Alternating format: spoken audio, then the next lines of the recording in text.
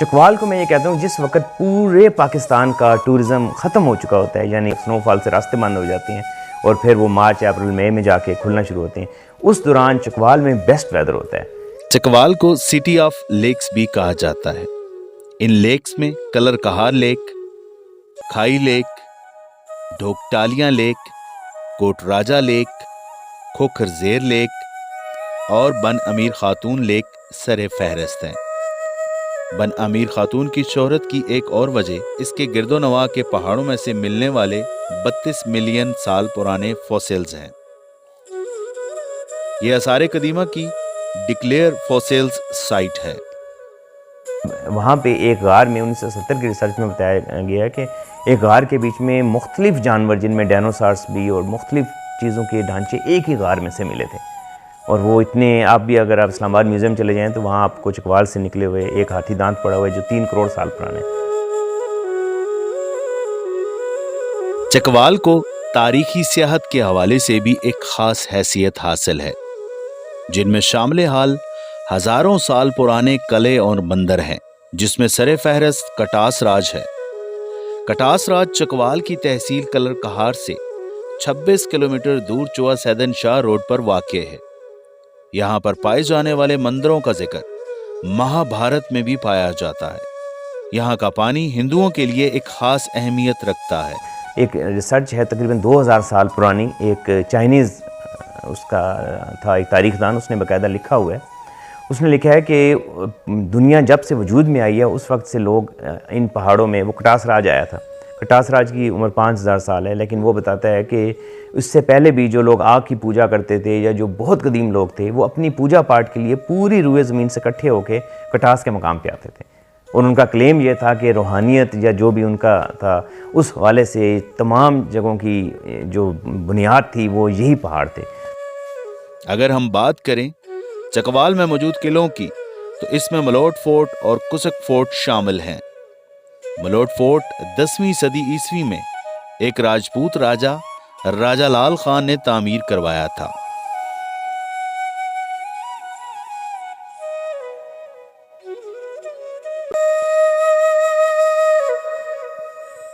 کسک fort چوا سیدن شاہ سے 10 kilometre دور کھیوڑا road پر واقع ہے۔ یہ قلعہ جوت خان جنجوعہ نے تعمیر کروایا تھا۔ یہ مقامات نہ صرف سیاح بلکہ تاریخ پڑھنے والے طالب علموں کے لیے بھی ایک خاص اہمیت کے حامل ہیں۔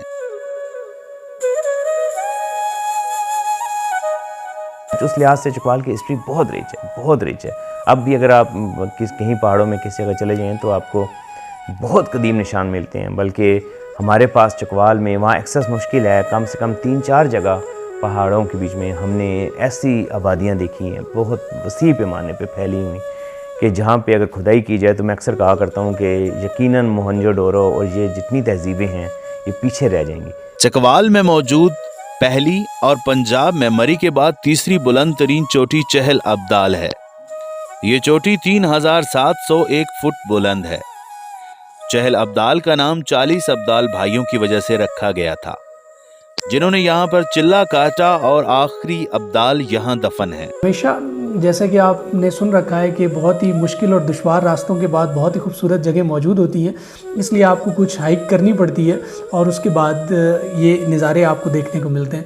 وہاں کے لوکلز کے ساتھ جب میرا انٹریکشن ہوا تو انہوں نے بتایا کہ کوئی 40 بھائی تھے اور انہوں نے یہاں پر جو ہے وہ کچھ چلہ کاٹا تھا، اور اس میں سے ایک بھائی کا جو مزار ہے وہ چہل ابدال میں موجود ہے، اور بہت سارے لوگ جن کو بہت ساری بیماریاں ہیں جیسے ہاتھ وغیرہ مڑ جاتے ہیں، لوگ وہاں پر شفا کے لیے جو ہے وہ وہاں پر مزار پہ جو ہے وہ جاتے ہیں۔ چکوال میں موجود چشموں میں نیلا واہن، سویکی لیک اور سکی لیک شامل ہیں۔ نیلا واہن چکوال کی تحصیل کلر کہار سے 20 کلومیٹر دور سرگودا خوشاب روڈ پر واقع ہے، اور روڈ سے آدھے گھنٹے کی ہائیکنگ کے بعد سیاح اس چشمے تک پہنچتے ہیں۔ یہاں کی خوبصورتی یہاں کا نیلا پانی اور یہاں کا لینڈ سکیپ ہے۔ سویکی لیک کلر کہار سے 10 کلومیٹر دور چوا سیدن شاہ روڈ پر واقع ہے، جو چکوال کے سیاحتی مقامات میں سے خوبصورت ترین سمجھا جاتا ہے۔ اس کا سبز پانی بہت ہی شاندار منظر پیش کرتا ہے۔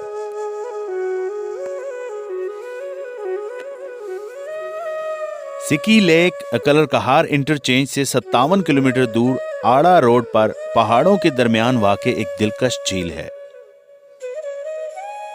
बहुत ही खूबसूरत और बहुत ही ज़बरदस्त इलाका है, और मैं बहुत सारे टूरिस्ट जो नॉर्थ की तरफ जाते हैं, मैं लाजमी कहना चाहूँगा कि वो चकवाल को विज़िट करें। चकवाल जो है वो सियाहत के हवाले से एक बहुत ही ज़बरदस्त शहर है, जिसको आप ना सिर्फ एंजॉय कर सकते हैं बल्कि दुनिया के सामने भी इसको दिखा सकते हैं कि चकवाल जो है वो पंजाब के अंदर कितनी ज़बरदस्त टूरिस्ट अट्रैक्शन है।